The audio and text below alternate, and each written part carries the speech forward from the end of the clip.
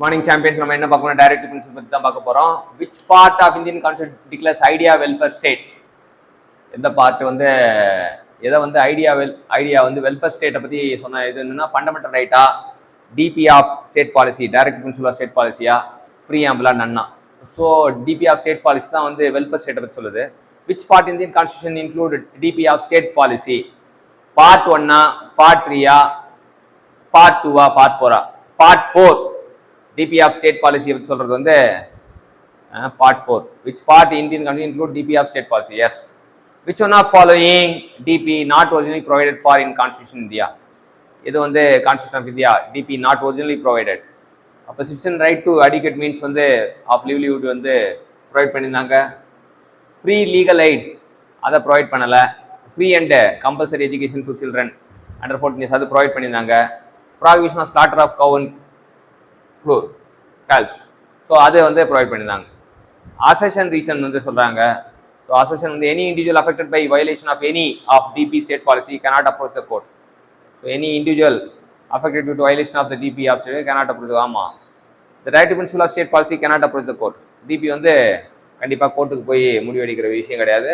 So இதுதான் வந்து அசெஷனும் true, ரீசனும் true.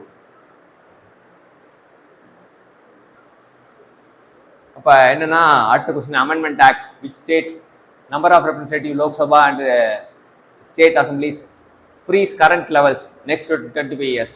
இதுபடி amendment act வந்து எந்த அமெண்ட்மெண்ட் ஆக்ட் படி number of representative Lok Sabha state assembly freeze current levels next 25 years?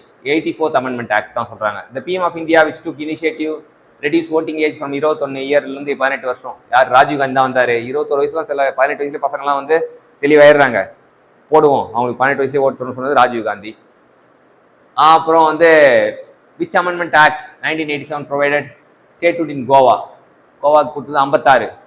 1987 அமெண்ட்மெண்ட்டை இது பண்ணாங்க. அது வந்து 56வது அமெண்ட்மெண்ட்டு படி தான் வந்து 1987. அது ஈஸியாக வச்சுக்கலாம். Provided statehood to Goa. Goa வந்து ஒரு ஸ்டேட்ஹுட்டாக வந்து மரியாதை அதை உருவாக்குனாங்க. The procedure of amendment in constitution of India lay down in article 368 தான் வந்து procedure of amendment in constitution India lay down in article 368. Article 368 வந்து ப்ரொசீஜர் ஆஃப் அமெண்ட்மெண்ட் என்ன இப்படிலாம் பண்ணணும்னு சொல்லிட்டு இந்த கான்ஸ்டியூஷன் இந்தியா எப்படி பண்ணணும்னு சொல்லியிருக்காங்க. By which constitution amendment bill was voting age reduce to 21 year to 18 years? அது 61வது கான்ஸ்டியூஷன் அமெண்ட்மெண்ட் பில் தான் பண்ணியிருக்காங்க. Sikhism become new state union phi which amendment act பார்த்தா 36வது அமெண்ட்மெண்ட் 1975 நம்ம தெரிஞ்சுக்கலாம். சூப்பரான ஒரு 10 கேள்வி பார்த்தோம். நம்ம வந்து 10 ஞாபகம் வச்சுக்கலாம், ஈஸியாக ப்ராக்ரஸ் ஆகும். Thank you champion.